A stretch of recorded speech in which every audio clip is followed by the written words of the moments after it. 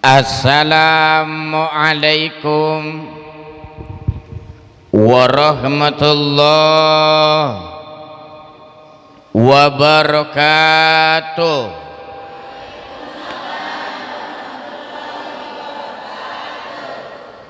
Bismillah, alhamdulillah, wassalatu wassalamu ala rasulillah wa ala alihi wa sahbihi wa mawalah, amma ba'd. Saya doakan semuanya sehat walafiat, panjang umur, mudah rezeki, semuanya dimudahkan ke tanah suci. Izinkan saya memperkenalkan diri. Nama Cecep Maulana, biasa di Trans TV. Islam itu indah, menemani Ustadz Nur Maulana yang dikenal masyarakat jamaah. Nah, itu beberapa waktu yang lalu saya ceramah di kantor Menteri Keuangan. Saya bilang sama Ibu Sri, saya mau ngasih doa. Doa ini akan membebaskan Indonesia dari resesi. Doa ini akan membuka rezeki. Doa ini khusus dikasih guru saya untuk membuka rezeki. Saya akan kasih ke ibu-ibu, mudah-mudahan jadi berkah. Guru saya memberi judul doa ini, doa lagi punya hutang. Allahumma, semangat. Tolong ibu masuk bu, masuk bu. Ibu yang di luar bu, masuk bu ya. Kalau mau jangan di sana bu, karena kalau di sana semua jadi duduk di situ. Di sini aja Pak, tolong di ini kan Pak. Jadi ibu kalau mau di luar mungkin berhalangan di sebelah sini nih. Ya kalau di situ orang jadi ngumpul di situ. Ya. Silakan bu, kita baca doanya. Siap? Allahumma inni a'udzubika minal hammi wal hazan wa minal azzi wal kasal wa minal jubni wal buhal wa min golabatid dain wa qahri rijal. Mungkin kepanjangan, ibu belum bisa mencatat. Saya kasih yang pendek bu, khasiatnya tetap sama, bisa membuka rezeki. Saya kasih doa yang pendek. Doa yang pendek lagi punya hutang.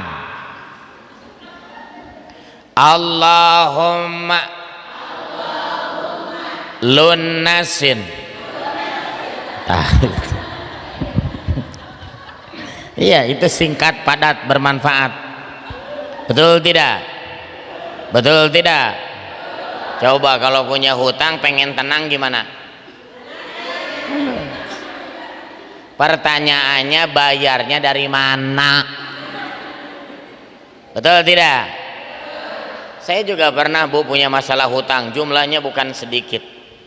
Hutang saya bukan 1-2 juta, hutang saya bukan 10-20 juta, hutang saya ratusan juta, 3 hari lunas tanpa seperak pun pinjam uang ke bank.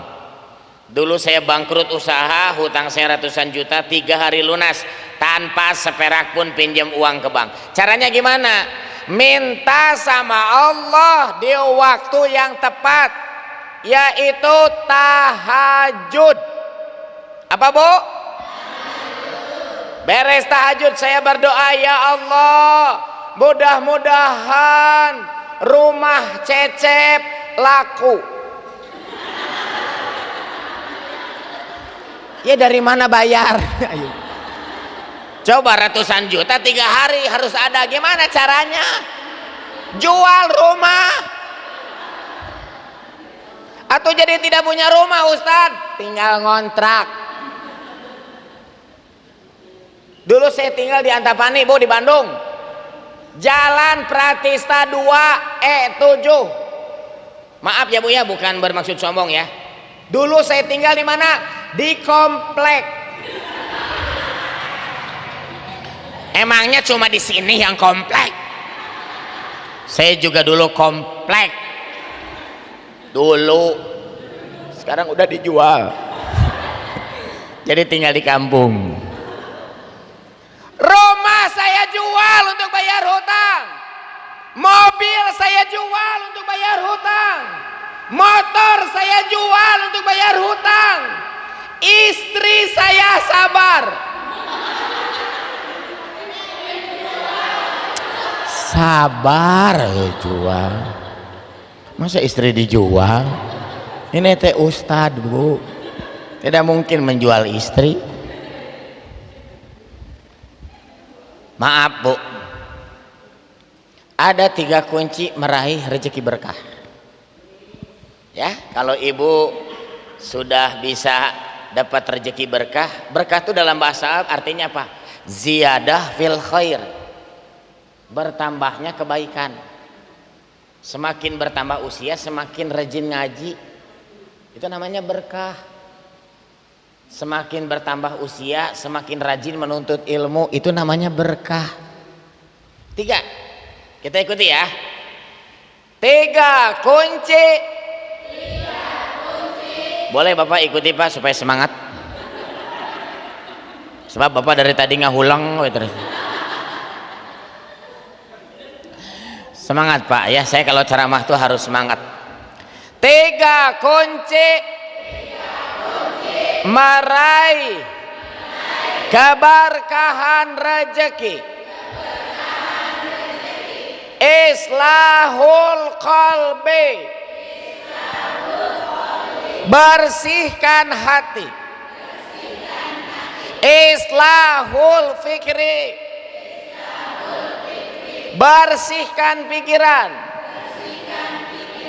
Islahul amali, bersihkan amalan. Yang keras ikuti. Hati, pikiran, amalan.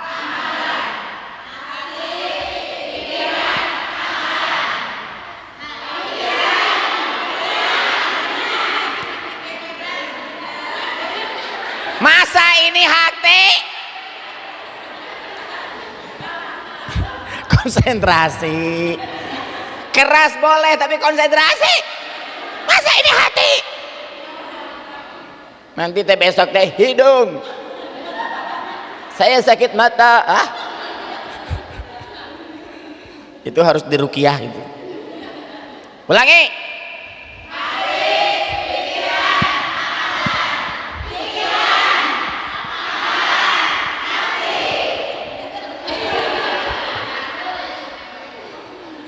Maaf Pak, saya kalau khutbah Jumat serius Pak.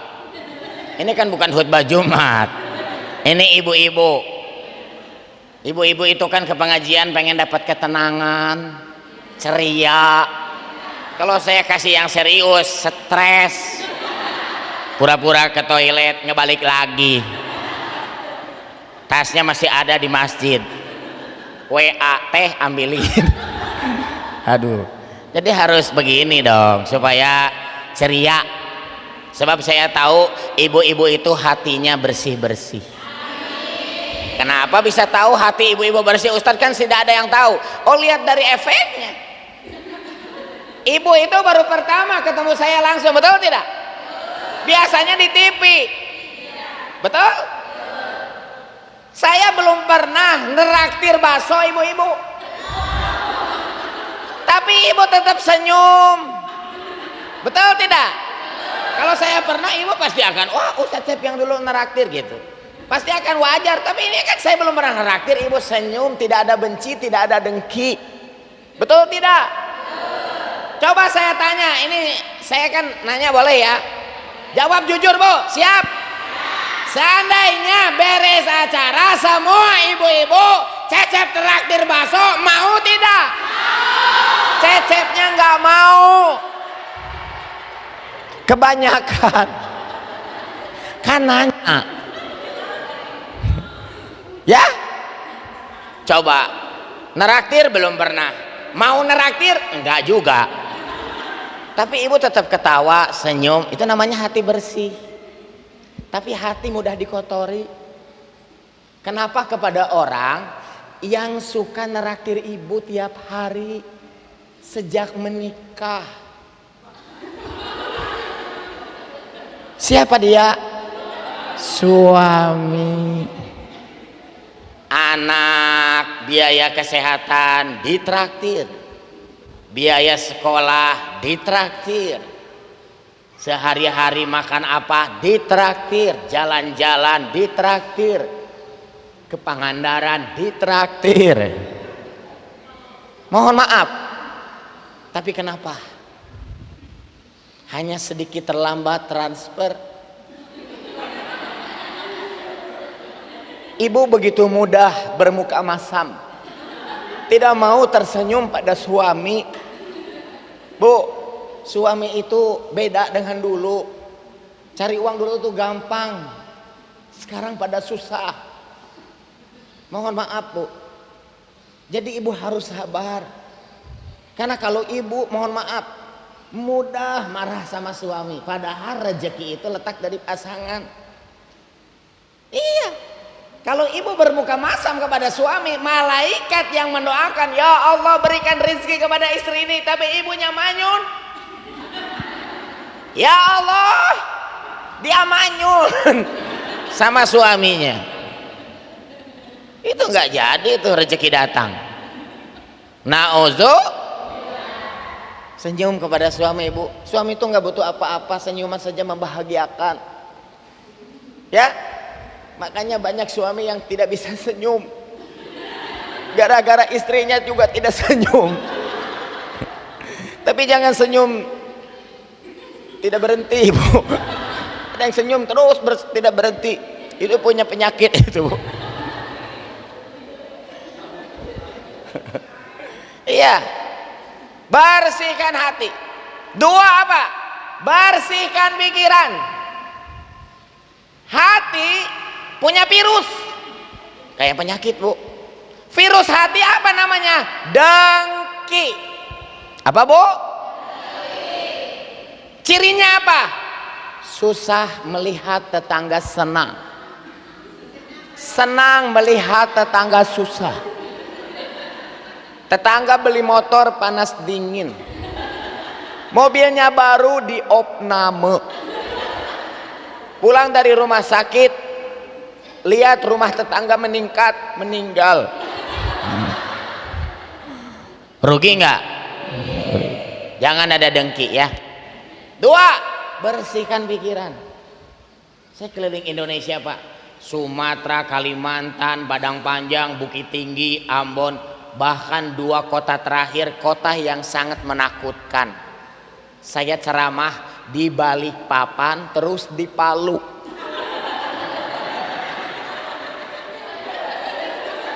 Coba dipikirin pak, gimana rasanya bu? Menakutkan. Si ibu dipraktekin,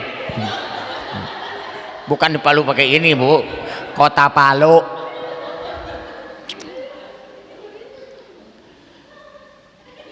Ternyata setelah saya keliling Indonesia ada kesamaan.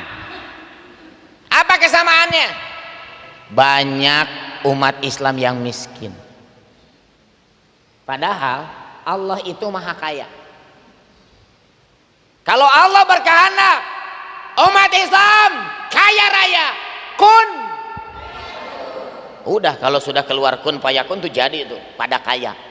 Masalahnya kenapa Allah tidak menghendaki itu?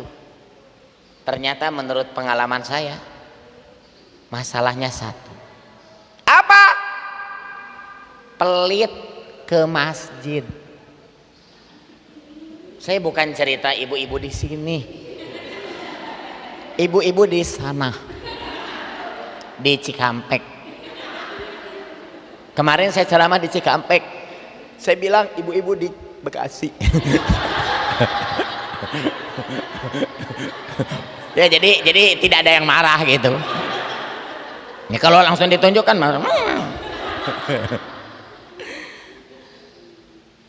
Kenapa Ustadz? Ibu-ibu yang di sana kalau ke mall bawa 100.000 terasa kecil.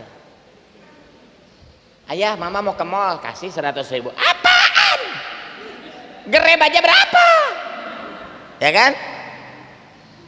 Tapi kalau ke masjid bawa 50.000 sampai teras balik lagi ditukerin 2.000-an. Jadi ngasih kenceleng masjid 50.000 teh, wah. Jujur, bukan masalah duit, kan duitnya ke bawah. Pikiran. Sok ibu jawab jujur, jangan sampai nggak jujur ya. Kalau ibu diangkut ada pengamen, mau dikasih 100.000 nggak? Jangankan ibu, ustadz juga enggak. Kegedean. Betul tidak?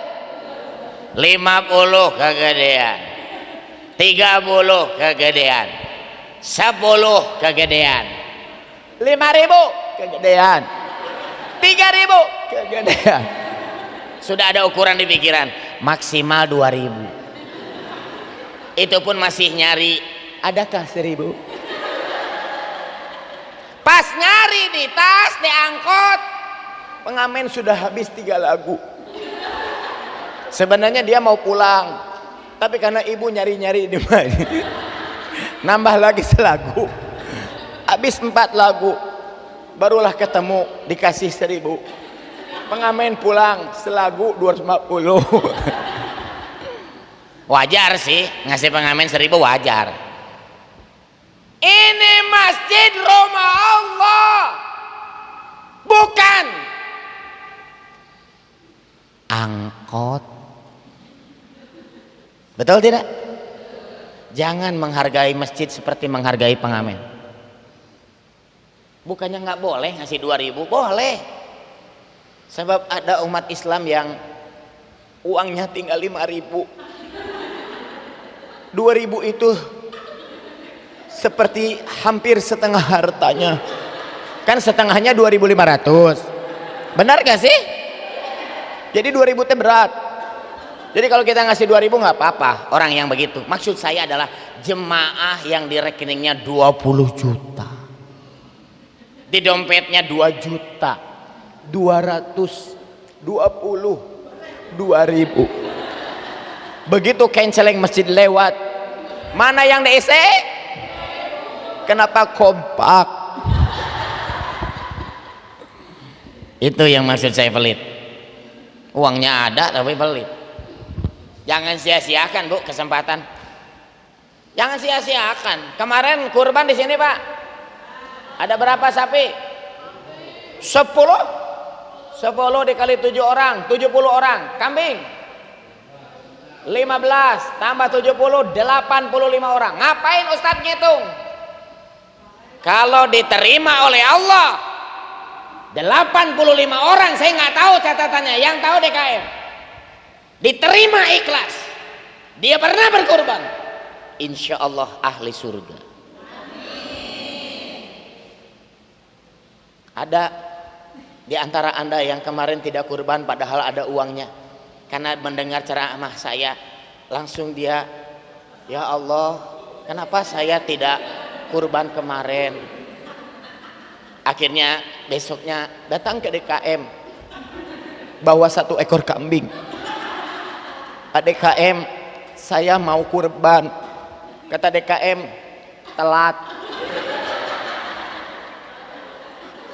Orang lain udah pada di sate, ini datang, maaf nggak bisa nerima. Kenapa? Kalau niatnya kurban nggak bisa, kecuali niatnya kambing guling.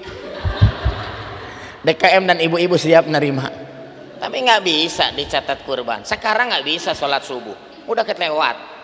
Sekarang nggak bisa sholat subuh, udah kelewat. Mohon maaf, kurban. Jadi masalah kita itu apa? Sering menunda-nunda. Padahal waktu itu nggak bisa balik lagi. TTT, tahu-tahu tua. TTM, tahu-tahu meninggal Bu. Kita bukan bicara kambing, manusia. Tahu-tahu meninggal. Betul tidak? Ingat, kematian bisa datang tiba-tiba. Syarat mati tidak harus tua. Bapak yang tua-tua, bersyukurlah masih panjang umur, amin. Syarat mati tidak harus sakit. Berapa banyak yang diopname bolak-balik masih panjang umur, justru yang nganterin yang meninggal. Ada itu, asli. Betul tidak? Orang pengen mati belum waktu, nggak mati. Saya di Bandung tinggal, Bu, di sebuah kampung namanya Cilokotot. Oh, namanya aja pengen ketawa, Ibu. Ada ibu-ibu hamil bawa bayi mau bunuh diri loncat di jembatan Sungai Citarum. Gara-gara suaminya kabur, tidak tanggung jawab, dia sudah pusing. Untung keburu ditolong, Bu, kakinya dipegang, nggak jadi, meninggal. Padahal dia sudah pengen. Itulah kematian. Ada juga yang bunuh diri tidur di rel kereta api. 3 jam tidur, kereta api nggak muncul-muncul. Ada juga petugas datang, ngapain? Bunuh diri. Jangan. Kenapa? Dari dulu rel ini nggak pernah dipakai. Akhirnya tidak mati, Bu. Orang pengen mati belum waktunya nggak bisa, tapi orang tidak tahu mati. Makanya orang yang meninggal berbincang dengan malaikat pencabut nyawa. Malaikat, harta saya masih banyak, uang saya miliaran, kasih waktu 1 tahun, nggak bisa. Kasih waktu 6 bulan, nggak bisa. Kasih waktu sebulan, nggak bisa. Kasih waktu seminggu, nggak bisa. Kasih waktu sejam, nggak bisa. Kasih waktu semenit, uang saya akan disumbangkan buat masjid, nggak bisa. Akhirnya minta apa? Kasih waktu sedetik. Jadi malaikat bertanya, buat apa kamu hidup sedetik? Ruh dimasukin, bangun, mati lagi. Saya akan bersedekah. Nggak bisa.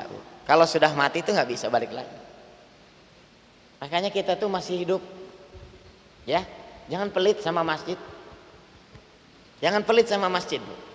Kalau kita ingin dilindungi oleh Allah, sedekah, sedekah itu akan menyelamatkan. Bahkan orang yang bersedekah pada hari bersedekah terhindar dari musibah, seperti kecelakaan mobil, kecelakaan pesawat.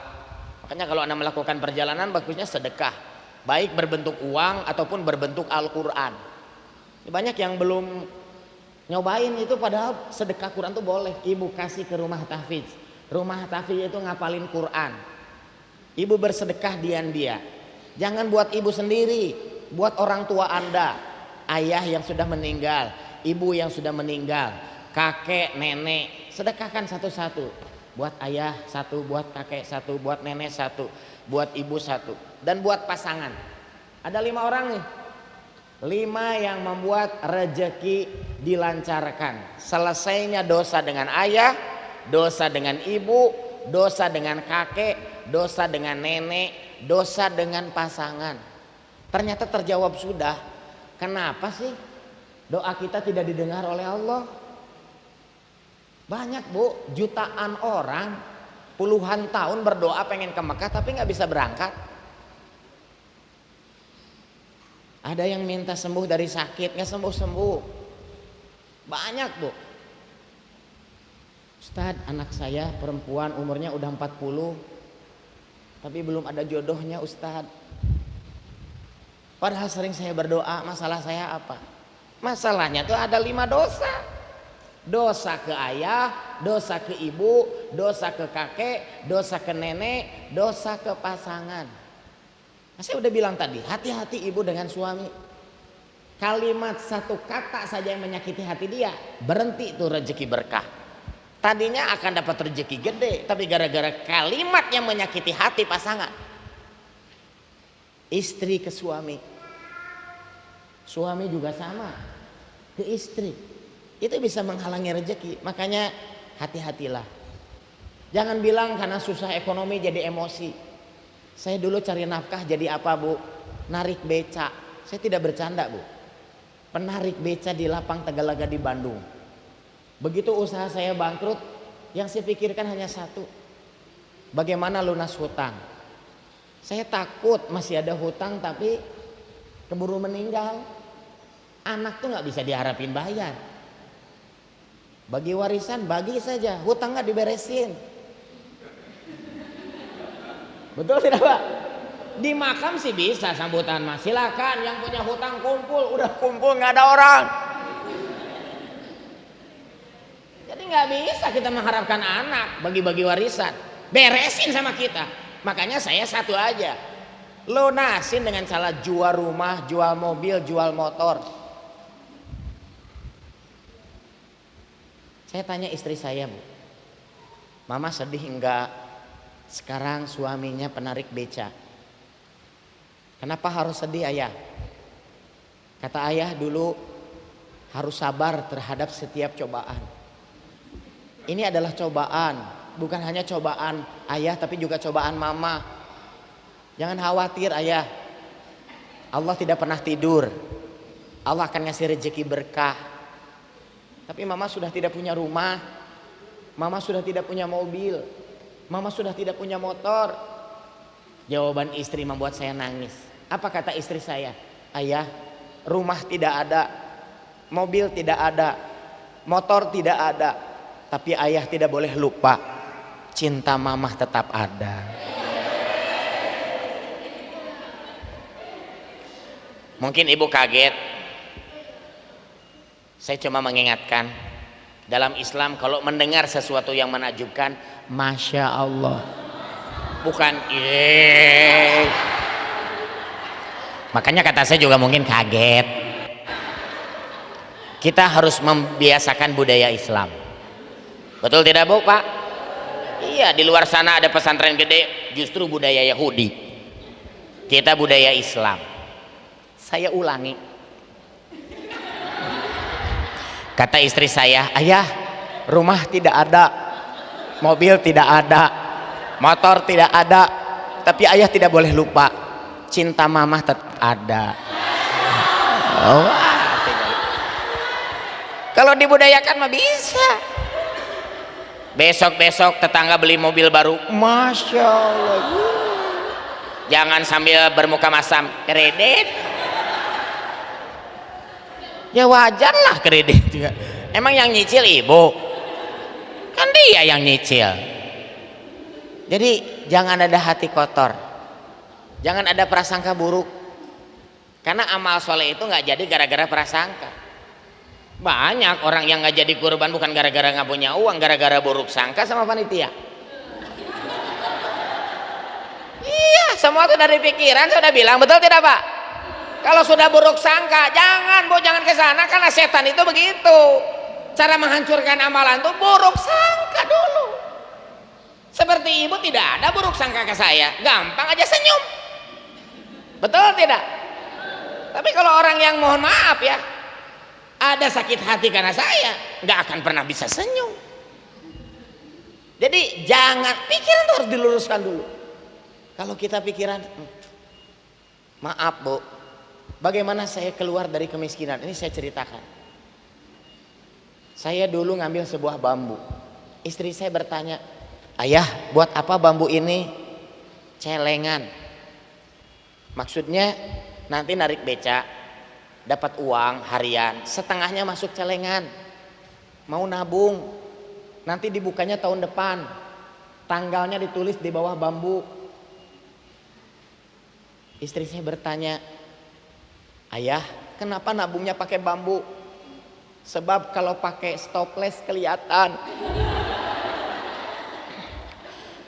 Baru aja 2 yang merah, besoknya sudah terbelah. Betul tidak? Iya, harus direncanakan nabung itu, Pak. Bapak kalau mau nabung pakai bambu, jangan pakai stoples, scaler. Orang buat kue pakai duit. Kan Indonesia itu kreatif. Kongguan dibuka, bukan kongguan. Emping kerupuk. Kasihan kungguan Bu. Ya, jadi mohon maaf, rencanakan tuh bambu. Jadi mama, nanti celengan ini disimpan di atas tembok. Setiap ayah narik beca, setengahnya masuk sini. Tanggalnya tahun depan ada di bawah bambu. Jadi jangan coba-coba dibuka sebelum tanggal. Mama setuju tidak? Istri saya mengatakan, ayah, apapun rencana ayah selama di jalan Allah akan mamah taati. Ini namanya mulai terlatih ini. Kalau tadi kan itu budayakan Islam, betul tidak? Sebulan, 2 bulan, 5 bulan, 7 bulan, 9, 10, 11, 12, pas 1 tahun. Saya masih ingat sholat berjamaah dengan istri berdua Pak. Selesai sholat, selesai zikir, saya tanya istri, Mama tahu tidak hari ini hari apa? Istri saya masih memejamkan mata Bu. Dia pegang tasbih, dia masih zikir. Mata terpejam tapi dia menjawab, kata istri saya, hari buka celengan. Ternyata sama duit masih apal. Jadi wanita Pak yang rajin berzikir sama duit tetap apal. Apalagi yang biasa-biasa. Jangan heran ya. Akhirnya apa yang terjadi Bu? Ambil golok, kata saya. Diambilin golok, dibelah bambu ini. Duk, set. Begitu dibelah, dihitunglah uang.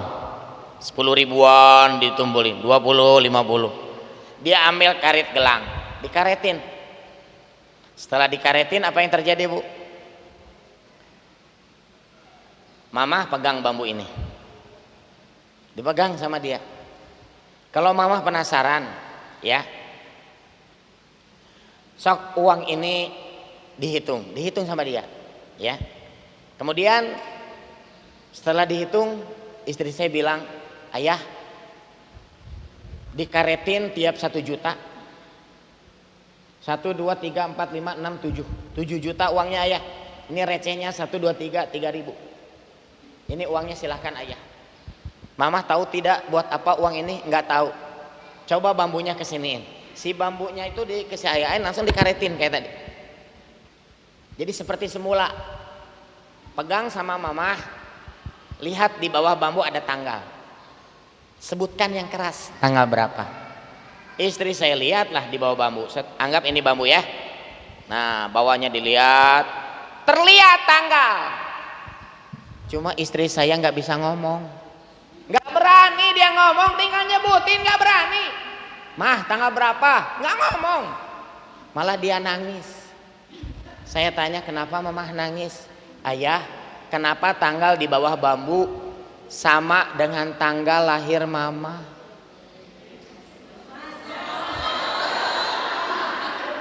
Tangan saya begini, surprise. Selama saya miskin jadi penarik beca, saya nabung bukan buat dagang. Saya nabung 1 tahun bukan buat usaha. Hanya satu tujuan saya mempersiapkan menabung uang supaya melihat istri saya bisa tersenyum. Supaya Mama bisa beli sesuatu yang Mama inginkan. Mama nggak pernah ngomong sama ayah mau beli apa. Padahal ayah tahu Mama pengen tas warna pink. Hari ini uang 7 juta 3 ribu adalah uang Mama semua. Belilah tas pink, kerudung, sepatu, sendal, kulkas, terserah Mama. Silahkan Mah, bahagiakan hari ini. Siapa suami yang merencanakan kebahagiaan istri, Allah sudah siapkan rezeki yang tidak disangka. Siapa suami yang pelit sama istri tapi baik sama istri orang, bersiaplah banyak masalah. Pak, jangan marah Pak, saya nggak nunjuk Bapak loh. Jadi mohon maaf. Jadi cara untuk mudah rezeki itu, Mama ini uang buat Mama semua. Apa kata istri saya? Ayah makasih, tapi Mama punya rencana lain. Ayah dulu bercita-cita pengen jadi programmer. Sebaiknya uang ini pakai kursus supaya ayah punya ilmu baru. Ingat kata ayah dulu, rezeki baru karena skill baru, kemampuan baru. Jadi kalau ibu ingin ada rezeki baru, harus ada ilmu baru. Ini cerita nyata, seorang ibu selesai ceramah curhat, Pak Ustadz, saya teh punya masalah, saya teh berantem terus dengan suami, nampaknya terancam bisa pisah Pak Ustadz. Apa masalahnya Bu? Kata saya, suami saya gajinya UMR, setiap membahas kebutuhan istri marah, bingung ngaturnya. Istri itu sebenarnya nggak banyak, kecuali hanya untuk anak, betul tidak? Banyaknya kan di situ. Jadi gaji UMR itu nggak cukup Ustadz, bingung kita mau gimana lagi. Nggak usah bingung Bu, zaman sekarang mah diam di rumah bisa dapat rezeki. Gimana caranya? Saya tanya, ibu sukanya makanan apa? Dia jawab, empe-empe Ustadz. Ibu bisa bikin? Nggak bisa. Bu, sekarang ada masaknya, ibu akan bisa bikin hanya dalam waktu 1 jam. Tinggal di YouTube ketik cara bikin empe-empe. Di situ dikasih tahu terigunya berapa, garamnya berapa banyak, telurnya berapa banyak, udah jelas, tinggal praktek. Ribuan orang di luar sana, wanita-wanita yang nonton YouTube, banyak yang ditonton tapi nggak ada satupun yang dipraktekkan. Betul tidak? Ibu kan suka empe-empe. Walaupun nanti gagal, tinggal dimakan sendiri. Betul tidak? Ibu akan tahu mana yang enak, terus dicoba. Kata saya begitu. Benar bikin pempek. Pak Ustadz, udah jadi. Berani nggak jualan? Wah, nggak berani.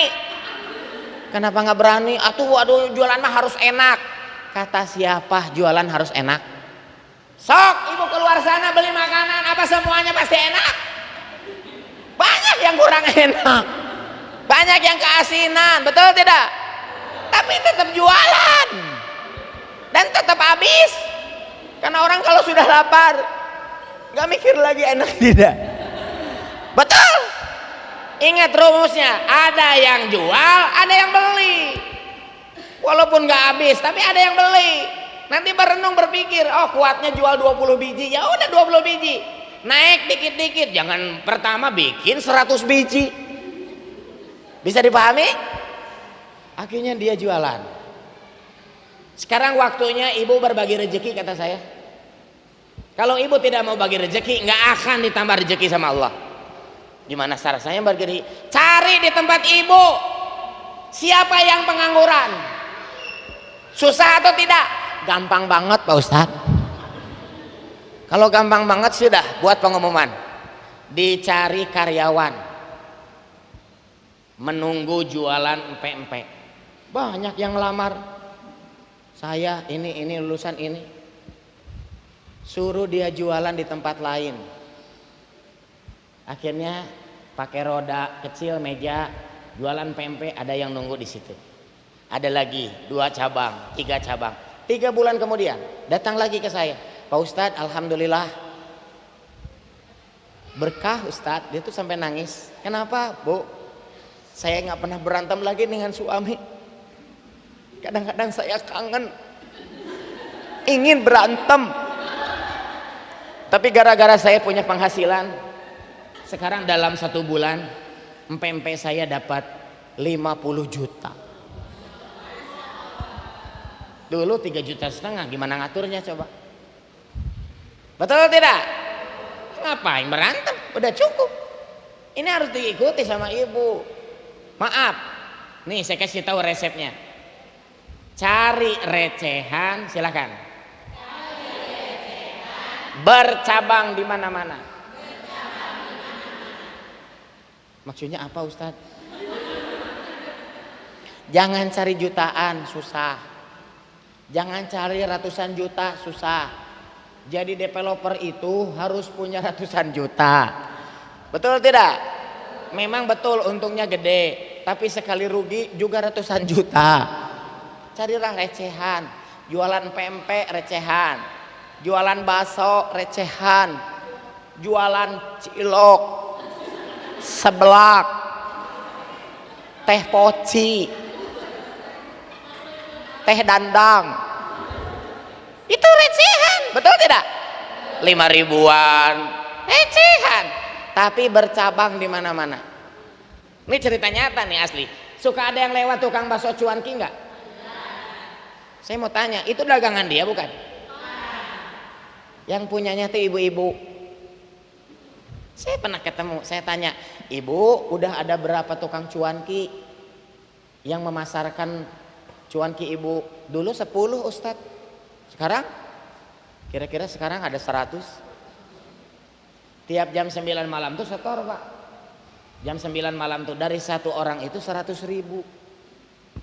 dikali 100, tiap malam 10 juta dikali 30 hari, sebulan penghasilannya berapa? 300 juta.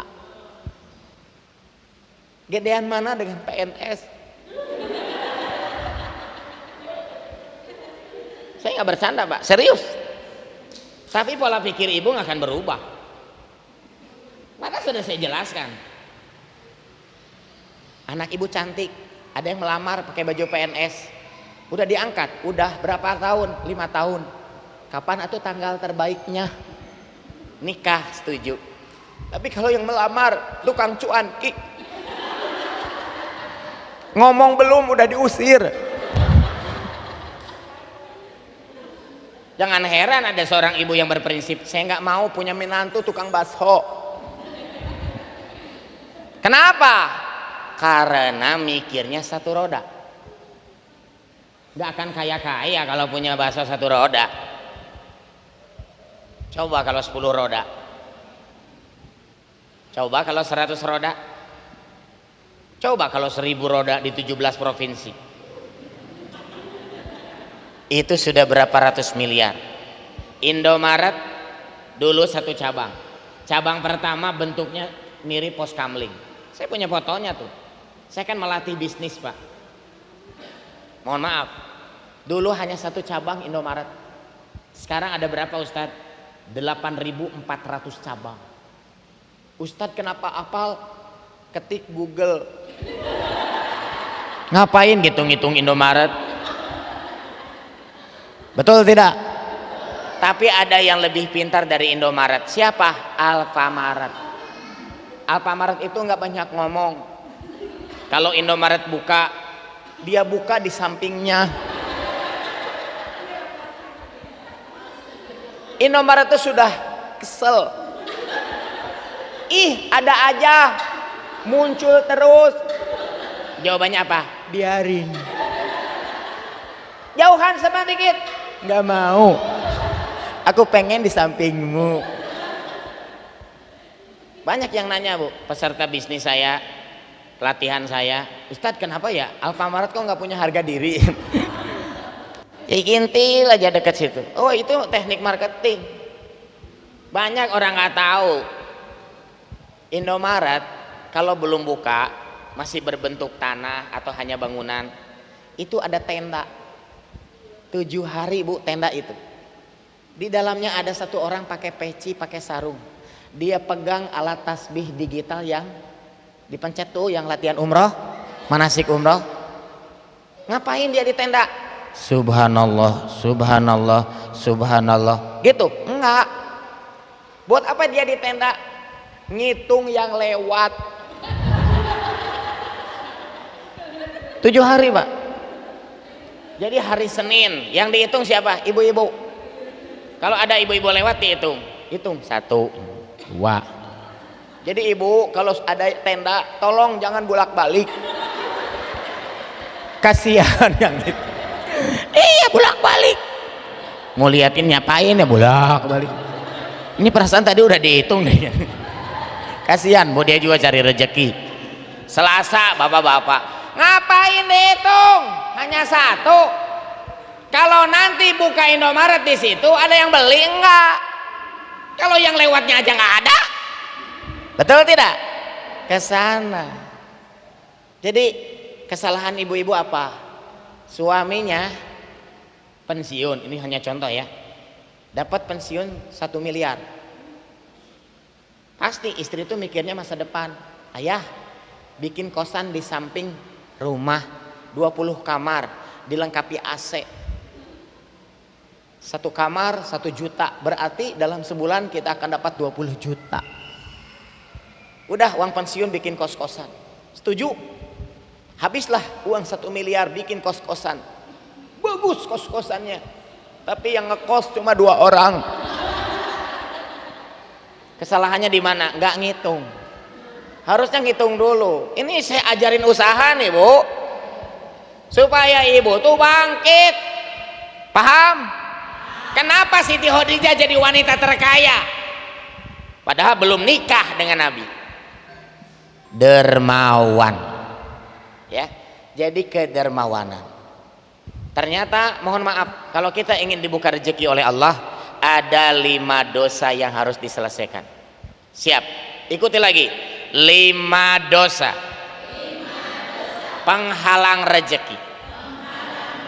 Dosa ke ibu, dosa ke bapak, dosa ke kakek, dosa ke nenek, dosa ke pasangan. Jadi bereskan tuh. Caranya gimana? Kalau sudah meninggal, hadiahkan Quran ke rumah tahfidz, namanya wakaf.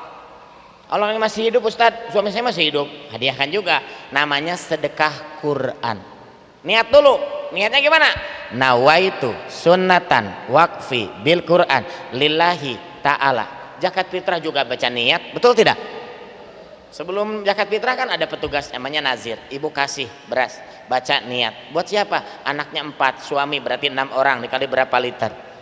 Kalau wakaf itu nawaitu sunnatan wakfi bil Quran lillahi ta'ala. Pak DKM atau yang mewakili, saya bawa 5 buah Al-Quran, saya hadiahkan untuk masjid ini. 1 buat ayah, ibu, kakek, nenek, wakaf Al-Quran niatnya. 1 lagi sedekah. Ini bukan Quran biasa Bu, ini Quran yang dirancang untuk calon-calon hafiz dan hafizah. Mudah-mudahan saya doakan di masjid ini, mungkin anak ibu Anda semua saya doakan jadi ulama-ulama besar, jadi hafiz dan hafizah. Mohon diwakili Ketua DKM siapa saja menerima hadiah ini.